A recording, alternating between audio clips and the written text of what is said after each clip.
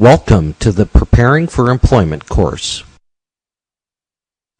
In this Preparing for Employment course, we will review the following. 1. Establishing an email account. 2. Do you have the necessary ID? 3. Background issues. 4. Dress for success. 5. Writing your 30-second commercial. 6. Drug tests. 7. Your voicemail message. 8. 4 dozen reasons why job seekers do not get the job. Establishing an email account. In today's job market, it is imperative to have an email account to send and receive messages to and from employers. The most popular free email accounts are Yahoo, Hotmail, and Gmail. Please click on the folders below for additional information about email accounts. Personal versus a professional email address. Job seekers applying for jobs online or including emails on resumes have the need for a professional email address. Many employers will contact job candidates through email, and seeing a cute or clever email address can help end your chances with that employer. This awareness of name choices extends to the user and profile names you set up on social networking sites as well. Use of a non-controversial username. Let's say this is your personal email address, partytillyapuke@abc.com. How many employer responses do you think you will receive with that, compared to, let's say, an email address like johndoe@abc.com? What if your user or profile name is babycakes2 compared to just your name? You are job hunting, and as such, using a safe, non-controversial email address is best. Timmy, do you have an email address for an employer so they can contact you? A lot of employers usually contact through email. Jenny, of course. Yeah, it's partytillyapuke@abc.com. Why? Timmy, how do you think an employer is going to react to that email address? Oh yeah, I guess that doesn't sound professional. You can make a free email address through Yahoo or Gmail. Well, what should I name it? What about using your first and last name or your first initial and last name? Perfect. That should be easy. Do you have the required ID? Please click on the tabs to learn more information. List A. Documents that establish both identity and employment. A U.S. passport or U.S. passport card. A permanent resident card or alien registration receipt card. A foreign passport that contains a temporary I-551 stamp or temporary I-551 printed notation on a machine-readable immigrant visa. An employment authorization document that contains a photograph. In the case of a non-immigrant alien authorized to work for a specific employer, incident to status, a foreign passport with Form I-94 or Form I-94A bearing the same name as the passport and containing an endorsement of the alien's non-immigrant status as long as the period of endorsement has not yet expired and the proposed employment is not in conflict with any restrictions or limitations identified on the form. A passport from the Federated States of Micronesia or the Republic of the Marshall Islands with Form I-94 or Form I-94A indicating non-immigrant admission under the Compact of Free Association between the United States and the FSM or RMI. List B. Documents that establish identity. A driver's license or ID card issued by a state or outlying possession of the United States, provided it contains a photograph or information such as name, date of birth, gender, height, eye color, and address. An ID card issued by a federal, state, or local government agency or entity, provided it contains a photograph or information such as name, date of birth, gender, height, eye color, and address. A school ID card with a photograph. A voter's registration card. A U.S. military card or draft record. A military dependent's ID card. a U.S. Coast Guard Merchant Marina card, a Native American tribal document, a driver's license issued by a Canadian government authority. List C. Documents that establish employment authorization. A Social Security account number card, other than one that specifies on the face that the issuance of the card does not authorize employment in the United States. A certification of birth abroad issued by the Department of State. A certification of report of birth issued by the Department of State. An original or certified copy of a birth certificate issued by a state, county, municipal authority, or territory of the United States bearing an official seal. A Native American tribal document. A U.S. citizen ID card. An identification card for use of resident citizen in the United States. An employment authorization document issued by the Department of Homeland Security. Angelo, do you have the right identification to get a job? What's the right identification? Most often, it's a state-issued license or ID and original Social Security card. What if I don't have those? There are other identifications that can be used. An employer has to complete an I-9 form to verify your identity, and it has a list of all acceptable identification. And don't forget to dig out your school records and or transcripts, your licenses or certifications, awards or honors, and military records. Criminal background issues. Please click on a number below for more information about these topics. 1. Juvenile, sealed, and expunged records. Florida law allows a person to deny that an expunged, juvenile, or sealed arrest has ever occurred. This is the biggest benefit of expunging or sealing a criminal arrest record because so many private companies collect public records and sell them online. However, there are exceptions to when a person whose arrest record has been expunged or sealed can deny the fact of the arrest. Below is a list of those exceptions. 1. You are applying for employment with a criminal justice agency. 2. You are a defendant in a criminal prosecution. 3. You are a candidate for admission to the Florida bar. 4. You are seeking to be employed or licensed by or to contract with the Department of Children and Family Services or the Department of Juvenile Justice, or to be employed or used by such contractor or licensee in a sensitive position having direct contact with children, individuals with developmental disabilities, the aged, or the elderly. 2. Misdemeanor offense. Misdemeanors, by definition, are lesser criminal acts and punished as such. They usually are accompanied with a monetary slap on the wrist, although repeat offenses may have you spending the night in lockup. It really depends on the class of misdemeanor that you have committed. Some can have you in jail for up to a year.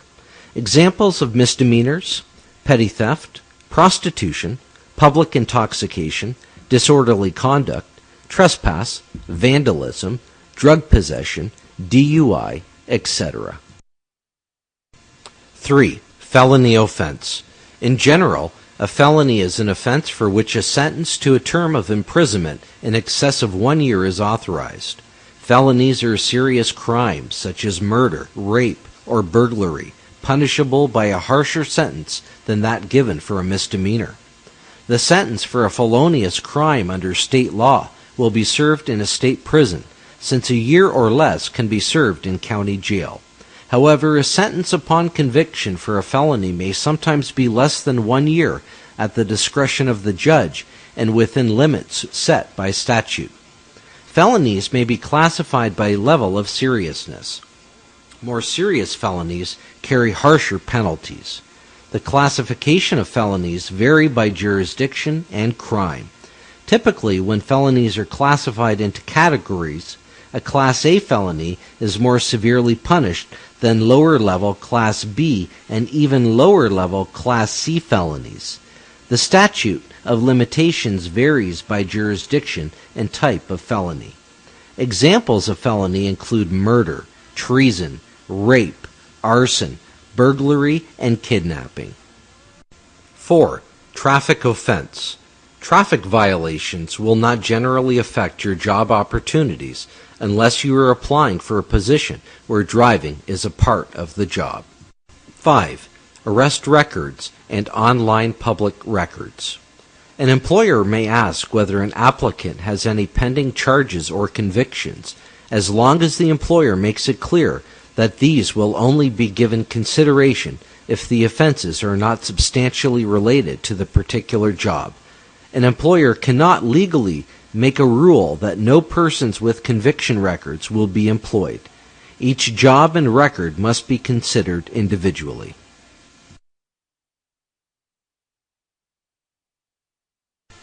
How a felony may affect employment.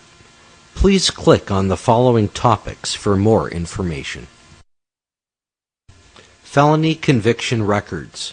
Once you have pled guilty or have been convicted of a felony, that conviction will remain on your record for the rest of your life. The consequences for a felony conviction reach far beyond any jail time or penalties you may have faced, as your criminal record is made available to potential employers and creditors. Many employers are not willing to take a chance on an ex-convict. This can make it very difficult to find a job. For this reason, it is generally advisable to accept any job you are offered to start reestablishing your credibility. As you are searching for jobs, you may be tempted to omit your criminal history on job applications or during interviews, especially if it has been a number of years since your felony conviction. It is important you avoid this temptation. Honesty counts. Be aware that an employer may hire you based on what you choose to say and may fire you based on what you choose not to say. If an employer specifically asks if you have been convicted of a felony and you lie to that employer, you may be fired for not being honest about your past. Not only can lying on a job application get you fired from a job, but it can also make you ineligible for unemployment benefits.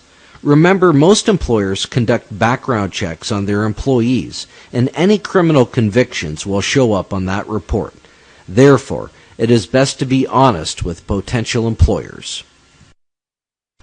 Fill out what is requested only.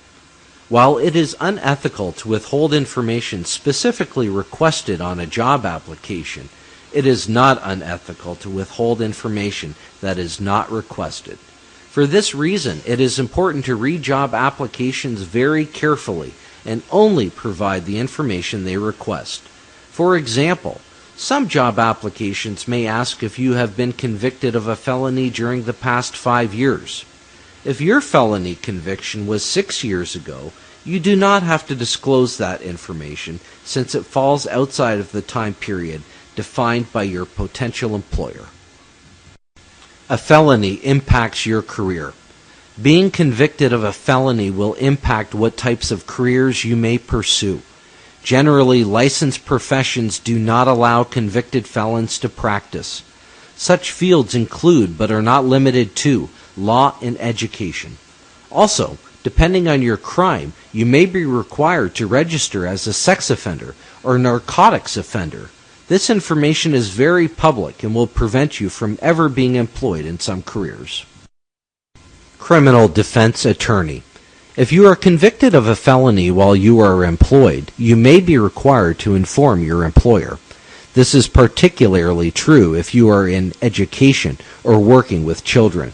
Since not all jobs require you to reveal felony convictions during your employment, it is a good idea to consult a criminal defense attorney before you freely offer such information.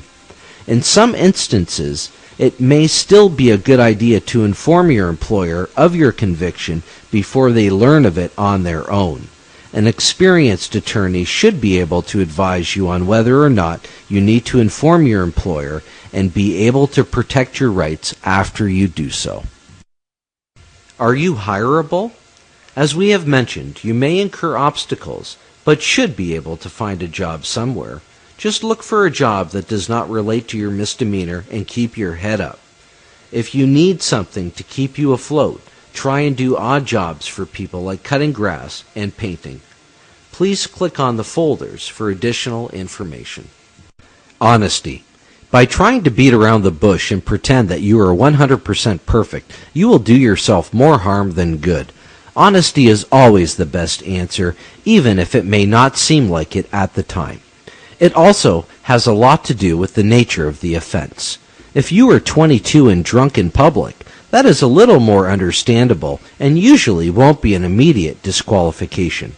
However, if you did something involving moral depravity, such as theft, you have a much harder discussion ahead of you, but you still have a shot and you need to keep going forward. Misdemeanor. I have a misdemeanor on my record for drunk driving. I was young and just graduating college. I had just found out I had landed the job I really wanted and went out to celebrate with some friends. I unfortunately overdid it and thought I was fit to drive. Luckily, an officer pulled me over. I learned a lot from that lesson and have since cut back on my drinking substantially and haven't driven drunk since. Background check. The company that is interviewing and doing a background check on you will expect a straightforward and honest answer on the job application. There is no discrimination protection. This depends on the job you are applying for and the criminal offense you were convicted of. If you are applying for a job as a bank teller, for example, and have a misdemeanor of petty theft, you may have a hard time getting the job. But if you take that same petty theft charge and apply for a job as a lawn care person, you may not face as many obstacles. If you have some sort of domestic violence charge, getting a job as a police officer may be more difficult. This depends on locality, but generally speaking, you are not offered discrimination protections as a misdemeanant or felon. Helen, I went to fill out an application and on it asked about criminal backgrounds and I didn't know what to write. Well, Eva, most of all, your response must be honest. You want the employer to know the truth, that you've taken full responsibility for your actions, and that you've learned from your mistake. What if they don't want to hire me after I reveal that information? Filling out an application is not a guarantee that you will get hired. It's just merely you letting the employer know that you have an interest in the position. Dress for success. A recent article in USA Today spoke about people showing up for job interviews wearing jeans, sweatsuits, and spiked heels or sneakers. Others chewed gum or showed up in rumpled clothes or with their pants falling down. One recruiter even told the candidate with his pants down below his hips to pull your pants up. According to the article, their dress cost these candidates the job. Please click on the topics below for more information about dressing for success. First impression. You only get one chance to make a first impression. Your appearance is one of the first things that a potential employer will judge about you. You want to make the best first impression possible. A big part of a hiring decision is based on nonverbal things in an interview. Handshake, eye contact, body language, posture, listening skills, clothing, and grooming. Don't overlook the power of a good first impression. People make all kinds of assumptions about your professional credibility and potential to perform based on your appearance during a first meeting. Professional image. It's very difficult to overcome a poor first impression, regardless of your skills or unique qualities. To be successful, think about and practice for the interview, and carefully plan the professional image you want to project. If you come to an interview dressed professionally, you will feel a sense of confidence that others will sense. Basic dress guidelines. 1. Select clothing, fragrances, jewelry, hairstyle, etc. that do not detract from your professional image. 2. Make sure your hair is clean and neatly styled. Avoid styles that cover your face or that you have to brush back. 3. Remove facial and body piercings other than single-ear jewelry for interviews. 4. Visible tattoos should be covered to avoid distraction. 5. Make sure that your clothing is clean and neatly pressed. 6. Your clothing should fit well and remain in place while sitting and or walking. 7. Choose professional attire that is appropriate for the industry or specific company. 8. Less is more. Keep your looks simple. If possible, learn something about the environment and company's dress code. Dress for success. To recap, make sure you are making an excellent first impression, conveying a professional image, and adhering to basic dress guidelines as indicated on the following slides.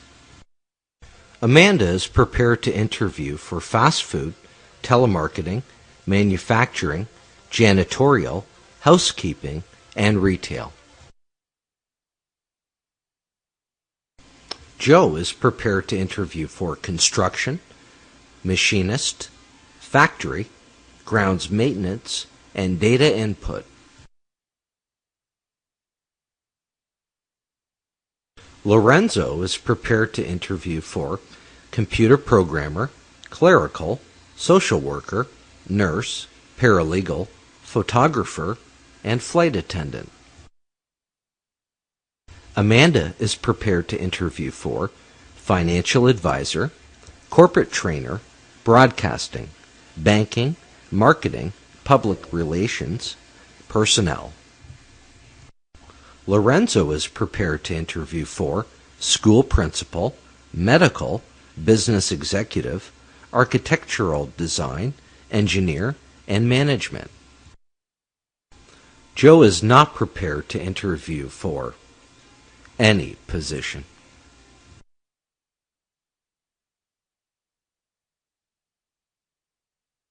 Alexandra, I have an interview tomorrow. Bob, that's great. What are you wearing? I've thought about that. What's your opinion? It depends on the job you're going for. The more conservative the employer is, the dressier you should be for an interview. That makes sense. The important thing is to look well groomed, clean, wrinkled-free clothing, and also remove your eyebrow piercing and wear a long-sleeve button-up shirt to cover your tattoos. Hi, my name is Diane. Diane? Who are you talking to? I'm working on my 30-second commercial. I've never heard of a 30-second commercial. What's that? Before you can convince an employer to hire you, you need to learn how to describe yourself to the employer. What's in it? You should describe your skills and talent and what makes you a better worker than the next person. Writing your 30-second commercial. Before you can convince an employer to hire you, you need to learn how to describe yourself to the employer. You need to be able to describe what skills and talents you bring to the workplace that would make you a better worker than the next person. This commercial is a 30-second chance for you to sell yourself. Your commercial will help the listener become aware very quickly of the specifics and unique talents that you can bring to the job. Tips for developing your commercial. Use crisp, clear language. Don't ramble. Say what position you are seeking. Talk about your abilities and experience. Emphasize your individual strengths. Use good eye contact and body posture.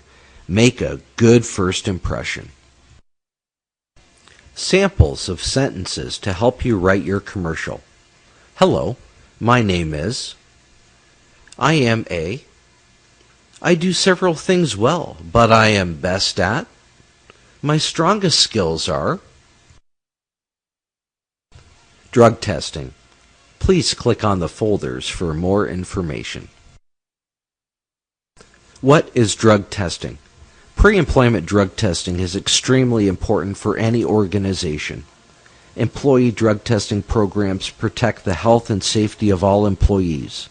This testing proves to be an efficient method of managing drug abuse.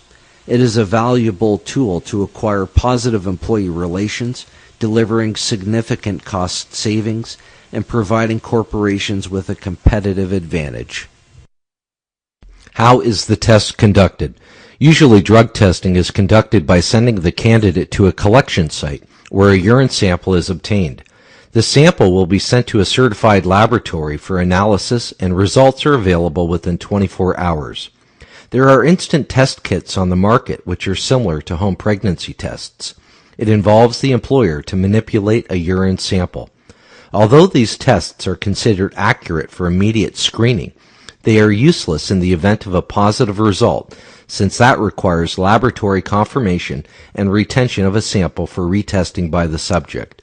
Moreover, they are much more expensive than laboratory tests. What is tested? Usually employers utilize the standard 5-panel test consisting of marijuana, cocaine, PCP, opiates, and amphetamines. Few may use a 10-panel test which includes prescription substances that are used and possessed legally. Employers can also test for alcohol. Virtually all drugs stay in the system for 2 to 4 days. For regular drug users, such results can be detected for up to 14 days, and sometimes even more days. If the test is conducted through hair, then drugs can be detected for about 3 months. To avoid the obstacles from secondhand marijuana smoke, many labs have set a higher threshold before reporting THC in the system. What happens if there is a positive test or abnormal test? Laboratory testing has an extensive process to confirm a positive test before reporting.